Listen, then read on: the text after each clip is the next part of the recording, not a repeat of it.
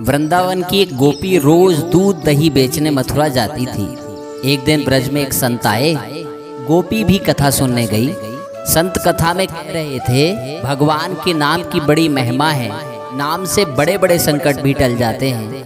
नाम तो भवसागर से तारने वाला है, यदि भवसागर से पार होना है तो भगवान का नाम कभी मत छोड़ना। कथा समाप्त हुई। गोपी अगले दिन फिर दूध दही बेचने चली। बीच में यमुना जी थी। गोपी को संत की बात याद आई। संत ने कहा था, भगवान का नाम तो भवसागर से पार लगाने वाला है।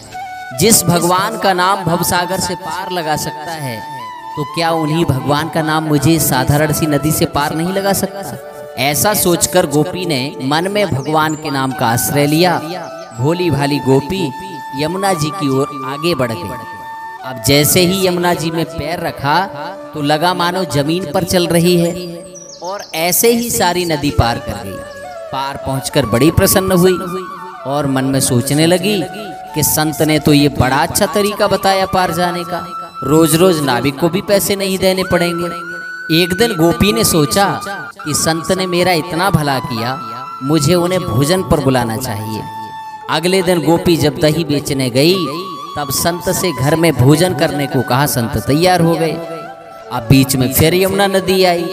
संत नाविक को बुलाने लगा तो गोपी बोली, बाबा नाविक को क्यों बुला रहे हैं, हम ऐसे ही यमुना जी में चलेंगे। संत बोले, गोपी कैसी बात करती हो, यमुना जी को ऐसे ही कैसे पार करेंगे? गोपी बोली, बाबा आपने ही तो रास्ता बताया था। आपने कथा में कहा था कि भगवान के नाम का आश्रय लेकर भवसागर से पार हो सकते हैं।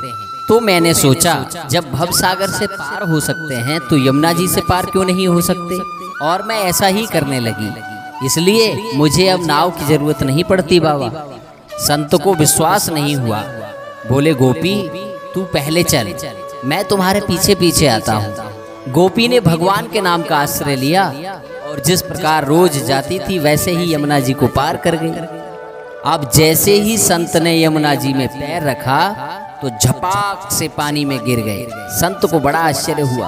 अब गोपी ने जब देखा कि संत तो पानी में गिर गए हैं, तब गोपी वापस आई और संत का हाथ पकड़कर जब चली तो संत भी गोपी की भांति ऐसे चले जैसे जमीन पर चल रहे हो। अब संत तो गोपी के चरणों पर गिर पड़े। बोले, गोपी तू धन्य है, वास्तव में तो सही अर्थों में नाम का आश्रय तूने लिया है, और मैं जिसने नाम की महिमा बताई तो सही, पर स्वयं नाम का आश्रय नहीं लिया। बोलिए वृंदावन बिहारी लाल की जय हो।